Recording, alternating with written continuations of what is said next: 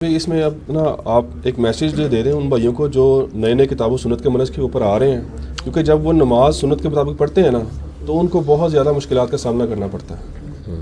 اور اسی میں ضمن میں آپ ایک اور واقعہ بتا دوں کہ انڈیا سے ایک بھائی کا سوال آیا تھا، وہ بہت تکلیف میں اس حوالے سے کہ وہ کہتے ہیں کہ مجھے بعض اوقات نماز توڑنی پڑ جاتی ہے، فرض نماز، ایسا خوف کی ایسی حالت ہوتی ہے۔ کس سے؟ ہندوؤں سے خوف ہوتا ہے؟ اپنے گھر والوں سے، کیونکہ وہ نان مسلم ہیں، تو اس لیے مجھے جو ہے نا وہ بڑا نان مسلم کیا، ہمیں تو مسلمانوں سے بھی خوف رہتا ہے، حقیقت بات ہے۔ ان کے لیے وضاحت کر دیں کیا کریں، مسلمانوں سے بھی خوف رہتا ہے۔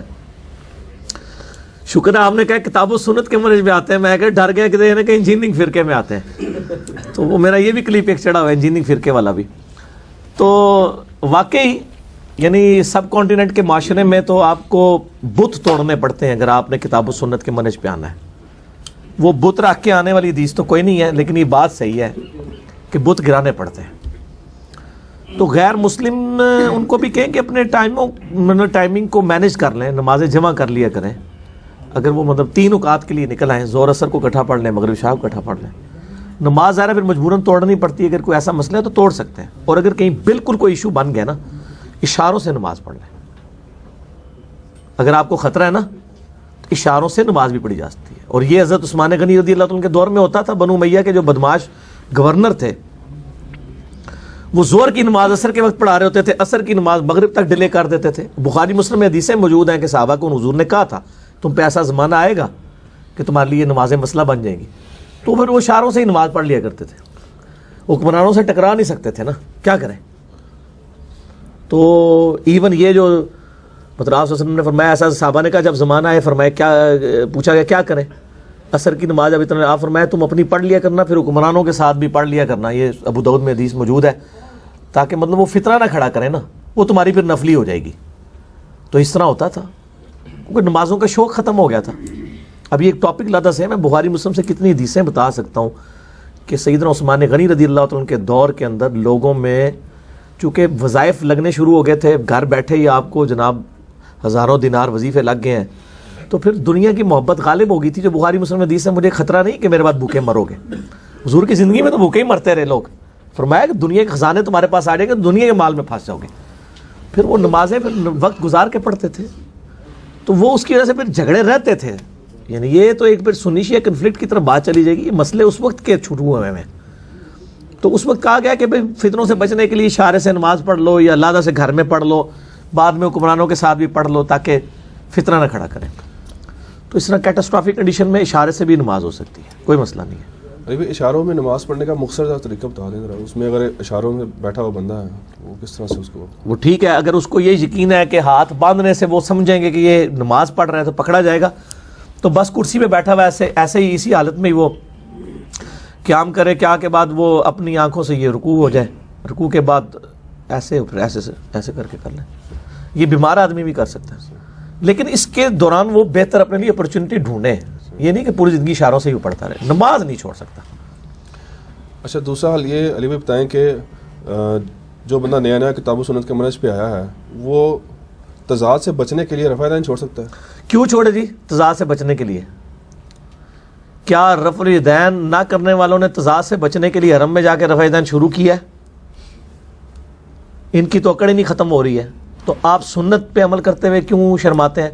ہم ایک طرف تو کہتے ہیں یہ کہ یا رسول اللہ تیرے ہوتے جنم لیا ہوتا، کاش تیرے غلاموں میں ہوتا، تیرے وہ پاؤں کے ساتھ چپک جاتا، کبھی کوئی وہ لیتے ہیں رفع دین پھر بھی نہیں تو کرنا پائی، ٹھیک ہے نا؟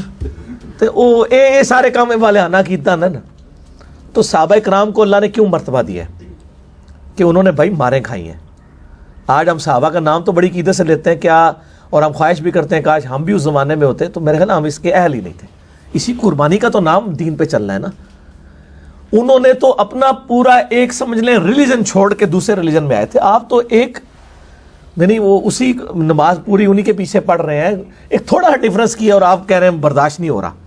انہوں نے تو مکمل ہی ڈفرینس کیا تھا، اور پھر جنگیں بھی لڑی تھی، غزوہ بدر میں بیٹا ادھر کھڑا ہے، باپ ادھر کھڑا ہے۔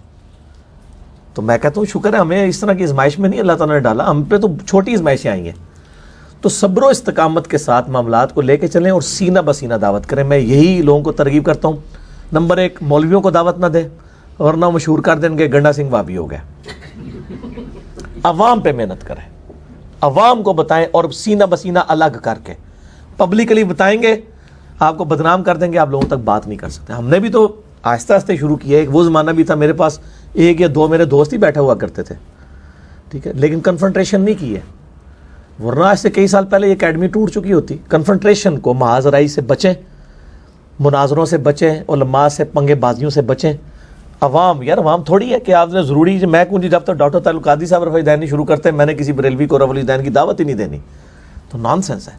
یہ جب تک طارق جمیل صاحب رفع الدین شروع نہیں کرتے میں نے کسی تبلیغی جماعت والے کو دعوت ہی نہیں دینی. انہوں نے بھائی کو نہیں شروع کرنا. عوام پر آپ محنت کریں. عوام ماشاءاللہ سلیم الفطرت ہے. 1000 بندے اگر سنیں گے کوئی 10 تو نکلیں گے نا. یہ بھی بڑی کامیابی ہے. بخاری میں حدیث ہے کہ قیامت الدین تو بعض انبیاء اس حال میں آئیں گے، کسی کے ساتھ 4، کسی کے ساتھ 3، کسی کے ساتھ 2، کسی کے ساتھ 1، کسی کے ساتھ 1 بھی نہیں ہوگا جس نے نبی کی بات پہ ایمان لایا ہو. آپ تو بڑے خوش نصیب ہیں کہ آپ کی وجہ سے اگر کسی ایک بندے نے رفع الدین شروع کر دیا تو یہ تو اس امت کی اللہ نے ایک خصوصیت رکھی ہے. یہ امت توحید، امت دعوت ہے، دعوت دائی امت ہے کہ اس کی باتیں سنتے ہیں لوگ. اتنی بڑی امت اہمی تو نہیں بن گئی ہوئی ہے، باتیں سنی جاتی ہیں. لیکن علی بھائی مسئلہ یہ ہے نا کہ حرمین کے اندر تو احناف پہ سختی نہیں ہوتی نا. تو میری تو درخواست یہ ہے کہ یہ جو یہاں پہ سختی ہو رہی مساجد کے اندر، مار پیٹ ہوتی ہے بعض کا، تو آپ ان مسجدوں میں جاتے وقت معذرائی نہ کریں نا. معذرائی صرف ہوتی ہے آمین اونچی کہنے سے. اور آمین جس طرح یہ اہل حدیث حضرات کہتے ہیں بہت اونچی، یہ بھی کوئی سنت تو نہیں ہے. گلا پھاڑنا تو مطلب امام کے لیے جائز نہیں ہے، چاہے جائے کہ مقتدی. نارمل آمین ہونی چاہیے. تو آپ اگر آمین اتنی کہتے ہیں کہ تھوڑی سی آواز بلند ہوئی ہے آمین تو سفیشینٹ. اب ضروری ہے کہ آپ نے حنفی امام کے پیچھے آمین کہنا ہے، انہوں نے اسلام پھیرنے ہی پہلے تھوڑا گلا پکڑ لینا ہے، ٹھیک ہے. انہوں نے کہنا آ بھئی، تو کہنا آمین، انہوں نے کہنا آ بھئی، ٹھیک ہے نا جی. سر گلا تو وہ رفع الدین پہ پکڑتے ہیں نا. رفع الدین پہ تو نہیں، یہ رفع الدین چھوٹا مسئلہ ہوتا ہے کیونکہ اس کی وجہ سے کسی کی کوئی چیز ٹیک پہ نہیں لگی ہوتی. آمین کی وجہ سے تو سارے سن رہے ہوتے ہیں. ایک کونے میں آپ مسکینوں کی طرح رفع الدین کر کے نماز پڑھ رہے ہیں، کسی کا کیا لے رہے ہیں. اور جماعت میں تو آپ کو ویسے بھی کوئی نہیں کہے گا. ہاں سنتے نوافل میں لادہ سے آپ ڈومینیٹ ہو رہے ہوں گے، سنتا بھائی گھر پڑھ لو. مسلم شریف میں حدیث ہے کہ مرد کی سب سے افضل نماز فرض کے بعد وہ ہے جو گھر میں پڑھتا ہے. تو آپ اگر نفیوں کے مسجد میں فرض پڑھتے ہیں تو سنت نوافل گھر آ کے پڑھیں، افضل بھی ہے. اور صحیح مسلم حدیث ہے گھروں کو قبرستان مت بناؤ، اپنے قرآن اپنے نماز کا کچھ حصہ گھروں میں پڑھا کرو. افضلیت بھی لیں. نبی علیہ السلام کے بارے میں بخاری مسلم میں آتا ہے، عائشہ کہتی ہیں آپ اصل میرے حجرے میں 4 رکعتیں پڑھتے زور کی، سنتے، پھر جماعت کروا کے پھر واپس آ کے 2 پڑھتے، پھر آپ اصل مغرب کی نماز پڑھا کے آ کے واپس آ کے 2 سنتے مقدہ پڑھتے، پھر عشاء کے بعد آ کے پھر 2 پڑھتے، اور فجر سے پہلے 2 میرے حجرے میں پڑھ کے جاتے. تو سنت بھی ہے، تو آپ ڈومینیٹ نہیں ہوں گے. ویسے جتنے لوگ ہیں نا، کوئی ایکسیپشنل کیس ہونا لادہ بات ہے، ادروائز ان سے مسئلہ مس ہینڈل ہوا ہوتا ہے، اس لیے معاملہ خراب ہو جاتا ہے. تو کنفرنٹریشن نہ کریں نا. آپ کنفرنٹریشن کریں گے تو پھر ظاہر ہے کہ معذرائی والا معاملہ ہو جائے گا. آپ چپ کر کے مسکینوں کی طرح کریں گے. بہت ٹالرنس، جب سے یہ سعودیہ کا چینل کیبل کے ذریعے آنا شروع ہے نا، لوگوں میں ٹالرنس آ گئی ہے. آج عمرے پہ بھی لوگ اتنے جا رہے ہیں. اس سال بھی اب 1,84,000 سے زیادہ، 5,000 کوٹا بھی سعودی حکومت نے پاکستان کا بڑھا دیا. اتنے لوگ جا رہے ہیں تو وہ دیکھتے ہیں کہ یار اے بھی کوئی طریقہ ہے، ٹھیک ہے. لیکن پھر وہ نال مولویوں نے پڑھاتا نہیں، انہوں نے والے پتہ نہیں، سانوں پتہ لگ گیا سی، انہوں نے نہیں پتہ لگا کہ منسوخ ہو چکا ہے، ٹھیک ہے. تو لیکن ٹالرنس آ رہی ہے. کنفرنٹریشن سے بچیں تو امید ہے انشاءاللہ تعالیٰ کوئی مسئلہ خراب نہیں ہوگا. کنفرنٹریشن معذرائی مسئلہ خراب کرتا ہے. اچھا علی بھائی، احناف کی طرف سے ایک اور اعتراض کیا جاتا ہے. وہ کہتے ہیں کہ جب آپ صلی اللہ علیہ وآلہ وسلم معراج پر گئے تو تمام انبیاء علیہ السلام نے نبی علیہ الصلوۃ والسلام کے پیچھے نماز پڑھی، اور ان انبیاء پر وہ بھی تھے، ان انبیاء میں سے جو کہ تورات، زبور اور انجیل میں کتابیں اتری ہیں، تو ان میں سورہ فاتحہ نہیں تھی ان میں. تو پھر ان انبیاء کتنے دماغ جا کے پہنچا رہا تھا، ٹھیک ہے. اچھا اگر ان کی ہو سکتی ہے تو پھر ہماری کیوں نہیں ہو سکتی؟ ہاں، یہ دلیل جو ہے نا اس کا. واہ واہ واہ واہ واہ واہ، سبحان اللہ. پہلے ان سے پوچھیں کہ یہ مجھے بتائیں کہ بھئی انہوں نے اس کو نماز کی ویڈیو تیار کی ہوئی ہے کہ جس میں نبی علیہ السلام نے بھی کیا سورہ فاتحہ پڑھی تھی اس نفلی نماز کے اندر؟ پہلے تو یہ بتائیں نا، پھر اگلا سوال ہوگا. کیونکہ جب آپ نے سوال اس طرح کا کیا ہے، کیونکہ جب تک نماز باقاعدہ فرض نہیں ہوئی تھی، نماز تو فرض ہوئی ہے مدینے میں اور یہ ہوا ہے مکے میں، یعنی مکے کے آخری دور میں واقعہ معراج. اس وقت تو نمازوں کا شیڈول، اس وقت نماز پڑھنا یہی ہوتا تھا کہ نماز کے اندر قرآن کی زیادہ تلاوت کی جاتی تھی وہ نفلی نمازیں ہوتی تھی کہ پیچھے سننے والے قرآن یاد کر لیں. نماز کی باقاعدہ یہ والی شکل تو ہے ہی نہیں تھی کہ پہلے فاتحہ پڑھنا ہے پھر کچھ حصہ ملانا ہے. جب یہ ثابت کریں گے کہ اس میں اعظم نے فاتحہ پڑھی تھی جیڑی تھی سی چاہے لکھا ہوئے گا نا وہ اگلی اسی کاٹ دیں گے کہ پچھلے نے بھی پڑھی سی. جب یہ چیز ہے ہی معاملہ ایک اسپیسیفک واقعہ ہے اس کو اس طریقے سے ریٹ کرنا یہ تو کچھ نہیں ہے. اندھے کو اندھیرے میں بہت دور کی سوجی. ایک اور بھی کہتے ہیں جی وہ بخاری میں حدیث ہے کہ نبی علیہ السلام حضرت ابوبکر نے نماز شروع کی قرات پیچھے سے نبی علیہ السلام آ گئے ٹھیک ہے جی اور اب حضرت ابوبکر نے جدھر فاتحہ چھوڑی تھی وہاں سے حضور نے شروع کی ہوگی انہوں کو تھیوری شروع ہو گئی ہے تو پہلی آتا آپ دی رہ گئی تو آپ دی نماز ہوگی. دیکھو کیسی کیسی بیچ میں کیٹاسٹرافک کنڈیشن بنانا شروع کر دیتے ہیں. جب تک آپ پوری سچویشن نہیں لے کے آتے آپ کے ہم مسائل کو نہیں اس طرح انٹرٹین کریں گے ٹھیک ہے. آپ اسپیسیفک معاملات کیٹاسٹرافک کنڈیشنز کو نہ لے کے آئیں ٹھیک ہے. آپ کو کب پتا ہے کہ وہ فاتحہ کی فلاں آیت پہ پہنچے تھے تو نبی علیہ السلام اس وقت آئے. اس میں تو آتا ہے کہ نماز شروع ہوئی تو نبی علیہ السلام آگے. وہ تو بھائی دعائے استفتاح بھی اتنی پڑھی جاتی تھی ہو سکتا ہے ابھی ثنائی پڑھ رہے ہوں تو آپ صلی اللہ علیہ وسلم آگے ہوں. پھر ایسے یہ بھی کہہ سکتے ہیں نا جب تک آپ یہ نہیں دکھائیں گے کہ وہ فاتحہ چھوڑ کے تو آدھی انہوں نے پڑھی آدھی پھر ہم آگے بات پھر کریں گے. تھیوریوں میں تو بات نہیں ہوتی ہے ٹھیک ہے پریکٹیکل بات کریں. اور اکثر جب اس طرح کے اعتراضات کیے جاتے ہیں نا میرے بھائی آپ سوال ہی ان سے پورا ایلیبریٹ کرائیں نا ساری وہ جو آپ تو نہیں پوچھیں گے انہوں نے بڑے ہاتھ پیر پہ جائیں گے. تو ایسی جعلی باتیں کی ہوتی ہیں. جب جعلی باتیں ہوتی ہیں تو پھر اس طریقے سے معاملات شروع ہو جاتے ہیں. یہ بھی کہتے ہیں نا کہ دو بندے بات کر رہے ہیں تو وہ دو بندے ساتھ ہی ایک دم تو نہیں بولیں گے نا ایک سنے گا اور ایک بات کرے گا. تو پھر اس حساب سے تو یہ ہے کہ دنیا میں نماز ایک ہی ہونی چاہیے اور تاکہ اللہ تعالیٰ کو نعوذ باللہ سننے میں کوئی یہ اللہ کے لیے تو مسئلہ نہیں ہے نا. یہ تو مثالیں ابھی خام خواہ انہوں نے پیش کی ہوئی ہیں ٹھیک ہے نہیں. ایک ہی بات کرے گا یہ سارے لاجیکل دلائل ہیں. اس طرح کے لاجیکل ہم بات کرنا شروع کریں تو 50 باتیں ہم بھی ان کو بتا دیں گے. دین کا مسئلہ لے کے چلیں میرے بھائی. ادھر آگے ہو کے بیٹھے جی آگے ہو جائیں. سیٹیں جب خالی ہوئی ہیں تو آگے ہوتے جائیں. پیچھے والے جو پیچھے بیٹھے ہوئے ہیں وہ آگے کرسیوں میں بیٹھنا شروع کریں.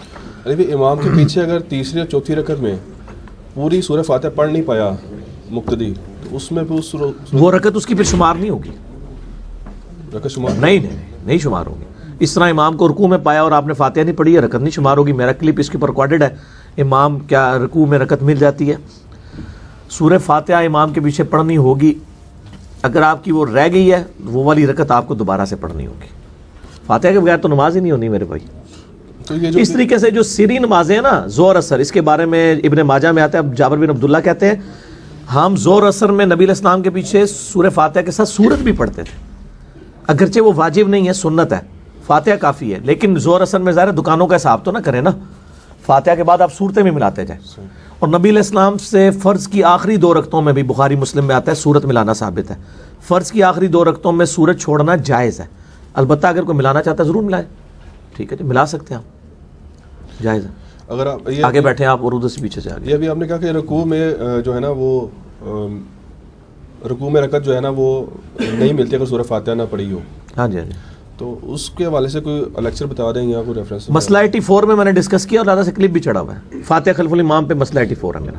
اس میں نے یہ سارے مسئلے ڈسکس کیے ہیں. یہ روایت ہے ابو داؤد میں جس نے رکوع پا لیا اس نے رکعت پا لی اور روایت کمزور ہے. اور اس حوالے سے جو بخاری مسلم کی حدیث پیش کرتے ہیں کہ جی وہ ایک بندہ لیٹ آئے تھے ابو بکرہ ایک ابو بکرہ رضی اللہ تعالیٰ عنہ. جی تو آپ فرمایا اندھا ایسا نہ کرنا. بھائی آپ نے جب کہہ دیا اندھا ایسا نہ کرنا اور اس میں تو کہیں ہے نہیں ہے کہ آپ فاتحہ بڑے بغیر رکوع میں شامل ہو. اور وہ ان کے نزدیک بھی نہیں ہوئی ہے کیونکہ یہ بھی کہتے ہیں کہ اگر آپ ڈائریکٹ رکوع میں شامل ہوں گے جب تک تھوڑی دیر قیام نہیں کریں گے آپ کی رکعت شمار نہیں ہوگی. ان کے نزدیک تو ان کی رکعت بھی نہیں شمار ہوئی ہے. ایمبیگوس باتوں سے رزلٹ نہ نکالیں. امام بخاری نے جز القراء کے اندر اس حدیث سے جو بخاری کی حدیث سے غلط رزلٹ نکالتے ہیں ان کو کنڈیم کیا ہے کہ اس سے فاتحہ خلف الامام کا مسئلے کو آپ کنڈیم نہ کریں اس طرح کی جو لاجکس کو گھاڑ کے. اگر امام نماز میں سکتے نہیں کرتا تو مقتدی امام کے پیچھے فاتحہ کب پڑھیں گے؟ پھر امام کے متھے ہی لگے گی فاتحہ ظاہر ہے. پھر آپ ساتھ ساتھ ہی پڑھتے جائیں. کیا کریں اتنی اونچی آواز میں نہ پڑھیں کہ امام ڈسٹرب ہو. فاتحہ تو آپ نے پڑھنی ہوگی. سکتے نہیں کرتا تو اس کو قائل کریں پہلے تو سختوں پہ. اگر نہیں کرتا تو آپ تو پڑھیں گے. آپ کی تو نماز نہیں ہوگی. اور آمین کے حوالے سے اونچی کتنا اونچا کہا جائے؟ آمین نارمل